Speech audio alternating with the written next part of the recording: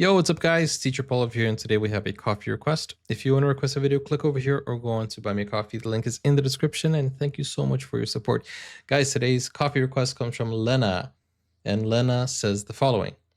You have reacted a little bit to Northern Norway, but a little more can't hurt. Here you can see the city Alta, nice, which is the biggest city in Finnmark, the northernest most county in Norway. Okay, great. Guys, don't forget to like, don't forget to subscribe, and let's check out Alta. Shout out to everyone from Finnmark and Alta. This is from the channel called Life in Norway. And it's funny because in Portuguese, Alta means tall, high. This is Alta in northern Norway. Alta is known as one of the best places in Norway to see the Northern Lights. In Nice. fact, its nickname is the City of the Northern Lights. And well, within minutes of arriving last night, I did see the Northern Lights from the ship I was on in the port. And later on in the evening, we got a really good display. So as far Guys, sometimes I don't believe it's real. Like growing up, when I saw the Northern Lights in a movie and stuff like that, I was like, nah, there's no way that's real. There's no chance that is real. Green in the sky, that's not real. The sky is blue or black with stars. And later on in the evening, we got a really good display. So as far as I'm concerned, they can keep the nickname of the City of the Northern Lights. Of course, it's not the only place in northern Norway you can see the lights, but it's a pretty good choice if you're planning one of those once-in-a-lifetime trips up to Scandinavia to see the lights. Now, the Aurora Borealis is the reason most people do come to Alta as tourists, Aurora, whether that's independent trips or on the increasing number of cruise ship calls that call here in Alta in the autumn, winter and spring. But it's not the only reason to come to Alta, and if you are planning a Northern Lights hunt, there are things to see and do here in the daytime. You don't just have to sit in your hotel or your ship and wait for the darkness to come. There's even a World Heritage Site here in Alta, which a lot of people miss because it's not in this compact city centre area behind me, where there's not really very much for tourists other than perhaps the Northern Lights Cathedral, which is this building you'll see behind me. And we'll go into detail a bit more on that later. Very well designed. Please do check out lifeinnorway.net for more on Alta, Northern Norway, and all things Norway in English. Now, to get us going, let's put Alta on a map. Alta is the largest city in Finnmark, the northernmost and easternmost part of Norway, with borders to Sweden, Finland, and Russia. But calling Alta... Okay, so that's where... Okay. So it has borders to... An easternmost part of Norway, with borders to Sweden, Finland, and Russia. So that's where the Norwegian border meets Russia. But calling Alta a city just doesn't feel right. It's really a collection of villages, with a relatively modern commercial centre built to create the Alta we know today, which got city status just over 20 years ago. This disjointed feel of Alta is heightened by the fact that the seaport, airport, museum, and most other main attractions are all outside of the commercial area. Central Alta is very much a functional commercial centre for the city and surrounding region. Aside from hotels, a large shopping centre, the bus station, and a handful of places to eat or get a coffee, there really isn't a lot here for tourists. The only real tourist attraction is the Northern Lights Cathedral. You really can't miss this striking building. It's a modern architectural curiosity in the otherwise functional downtown. Even if you don't like the exterior, and many people don't, the church hall is beautifully designed. Who doesn't like that exterior? From, of course, the Northern Lights. Themed churches aren't always popular, but I think this one is very tastefully done. On a recent visit with my friend Lynn, we were fortunate enough to visit as a guide from the church gave a brief talk about the building. He was very easy to understand and even told us why the seagulls don't sit on the spire. You'll have to visit yourself to find out the answer to that one. Ah, come on, let me know in the comments. Why don't they sit on the spire? Is it electrocuted? Or is it, I don't know, spiky? Down in the basement, there's a Northern Lights exhibition with a short film about the lights and the nature of the area. You do have to pay to enter both the church and the exhibition. Although I do think it's worth visiting the church hall, the exhibition, well, that's up to you. Since we were on a ship with astronomers and other Northern Lights experts, the exhibition didn't really add anything for us. But if you're an independent traveller or you're visiting in the summer when there's no chance of an aurora sighting, perhaps it's something worth considering. The entrance fee is cheaper if you only want to visit the church and not the exhibition. Now, as I've said, there's very little else of interest in the downtown area, but that does change later in the winter when the city comes alive with ice sculptures, the Borealis Festival, and the Finnmarksløpet dog sled race. When I visited in March, I was surprised to find the city's high street blocked off, with lots of people, including school children, lining the streets. The school children were playing around the ice sculptures, and especially on this slide made of ice. Oh my I certainly goodness. never had a slide this fun when I was young. I'd stumbled Slide upon made of Finnmarksløpet, a set of long-distance sled dog races that are well known in the field. The longest is an astonishing 1,200 kilometers long, and that race takes several days.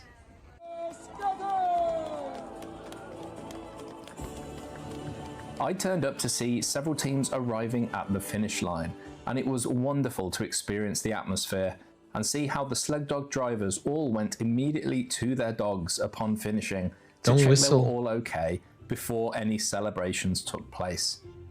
If you're thinking about visiting Alta in the winter, Star Trek early reference? to mid-March is an ideal time, so you can join in the fun too. Or Doctor Who. Now we go from modern Alta to prehistoric Alta, a few miles to the west. The main attraction at Alta Museum is the UNESCO World Heritage listed rock art that is spread out over a wide area overlooking the fjord. Dating back thousands of years, these rock carvings depict scenes from everyday life, including hunting, fishing and social activities, and animals including reindeer, moose and bears. They show just how important the connection with the natural environment was to people living in these often harsh conditions. UNESCO says the thousands of paintings and engravings adds to our understanding of the environment and human activities on the fringes of the far north in prehistoric times. Nice. Visitors to Alta Museum can explore the outdoor... Guys, this is a question that you might find dumb, but do you think we should engrave a few things in rocks just in case, you know, civilization is wiped out? I don't know. Maybe, you know, for the future people, you know, it's always best to write our history in rock than paper, right? Paper burns. Although paper does beat rock. Pathways that wind through the rock art sites allow at least an hour to take it all in. Although the museum is open year-round, bear in mind you'll only be able to fully appreciate the rock carvings during the snow-free months. Indoor exhibitions offer further context and details about the significance of the carvings and a good dose of Sami history and culture as well. Speaking of the Sami, a visit to Sami Cedar is the best way to quickly get a grasp on the culture and traditions of the indigenous people of the north. Run by a Sami family, Sami Cedar offers a cafe and visitor centre where a member of the family talks through traditional clothing and handicrafts, explains their lifestyle, beautiful clothing, and, depending on the time of the year, introduces you to some reindeer. Check the website in advance of your visit to see what's available, as pre-booking is needed unless you're just visiting the cafe. Then of course we have the Northern Lights. You don't necessarily need to book onto a tour to see the Aurora Borealis in Alta. They are often immediately overhead. That being said, it is always better to see... Wait, you have tours to see the Aurora? I mean, isn't it just in the sky? Like, just look up? How do people sell tours for something that is right above you? See them when you're away from the artificial light of the city. Oh, okay. That makes sense. That makes sense. So it's kind of like the stars. You can't see the stars when you're in the middle of the, you know, in the middle of the city because of the lights and stuff like that. So you got to go outside if you want to see the Northern Lights. Immediately overhead.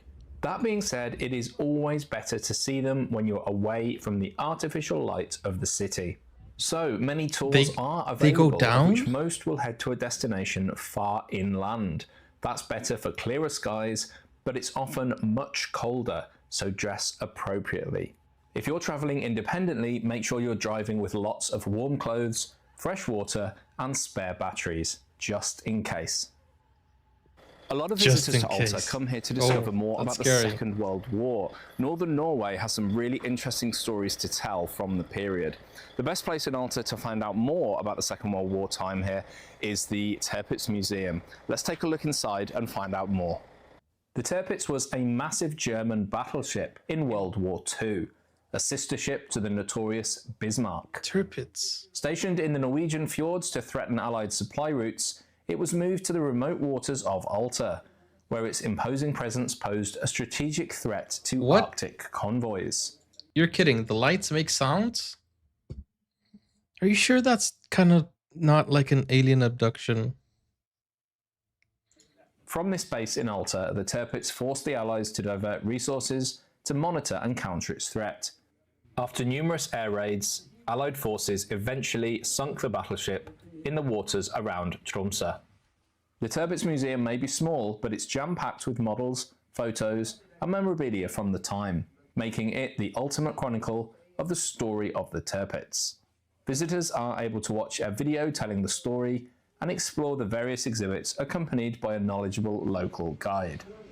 Now, although the Tirpitz was sunk near Tromsø, attempts were made to destroy the battleship when it was moored in Alta, and you can see this history hidden in plain sight between the town centre and the Tirpitz Museum, where there's this large crater. It's quite a sight and a very easy walk from the car park. Other things to do in Alta include exploring the Alta Canyon and visiting the Arctic Wilderness Camp at Sorisniva. This is a base for outdoor Arctic experiences year-round, including ice bathing, snowshoeing, and husky experiences. It's also home to an igloo hotel. Now, I haven't been to this one, but here's a taster of what to expect goodness, wow, from that's a similar so cool. hotel elsewhere in northern Norway.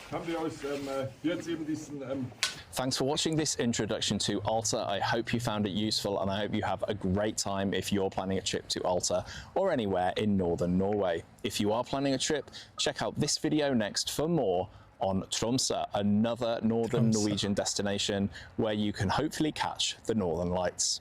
Thanks for watching. Wow, this was such a great video. Let me plug the channel that posted this. Life in Norway, right? Life in Norway. Yeah, go check it out. Such a great video. Really well made, really well explained, and really beautiful visuals. Go check it out. The link is in the description. Really well narrated as well. Alta looks very beautiful, and it's I was reading the chat here. It's crazy that you guys said the northern lights make sounds. How is that even possible? And in that video, I saw the lights were like going down. Like, what? And then I did see somebody say, I just like had a glimpse. Somebody said that those are actually lasers, which I don't believe. Or maybe it is, you know, I don't know. I'm kidding. Where am I? I don't know. They go in all directions. That's crazy. Because I thought it was just like a, I don't know. I just thought it was lights. I need to learn a little bit more about the, the northern lights. Some people said the cause of it is a tear in the ozone layer. No, I can't remember exactly what it is. Guys, sorry about that. I might sound stupid here, but I need to brush up on my Northern Lights knowledge. And I know that this might be something that all Norwegians know. I don't know, maybe. But yeah, I need to learn and understand how it's formed. Or it's because of a lunar thing. I can't remember. Oh man, can't remember. I'm so sorry about that. Light fracturing in certain gases. Is that it? When it's really strong, it's bubbly, wavy, and in all directions, almost like it's capturing you. Guys, this is, the more you guys speak about it, the more it feels like it's an alien abduction. Maybe that's such a foreigner thing to say, but you know, ionized particles reacting to hydrogen with a solar discharge. Well, somebody had said it's not a good thing. The northern lights indicate something bad. That's somebody said like something about pollution or something. Not pollution, but like a tear or something. I don't know. As I said, I can't remember. But you guys are, yeah. I definitely need to visit the north during the winter. Solar activity is the direct cause. Yeah, somebody said about something about rupture. I gotta go and I know exactly who said it. I just gotta go and read that message again, because I remember that we had news here in the UK that we were possibly gonna be able to see the Northern Lights, and we shared that news with a friend, and then the friend was like, "Nah, you know what? That's not good news. You know, I know it's beautiful and all, but that's not good news because of this blah blah blah, that blah blah blah blah. It indicates blah blah blah, and you know." Something about global warming or something like that. I don't know. Maybe they were crazy. I need to check. But anyways, thank you for the video. This was really nice. We're gonna go to the next video, and yeah, this is something that I really need to experience, the Northern Lights. Thank you so much, Lena, for showing me Alta. And guys, if you want to request a video like Lena did, go over to Buy Me Coffee. The link is in the description. Click over here, or click over here for my other videos, my tourism videos. Take care now. Bye bye.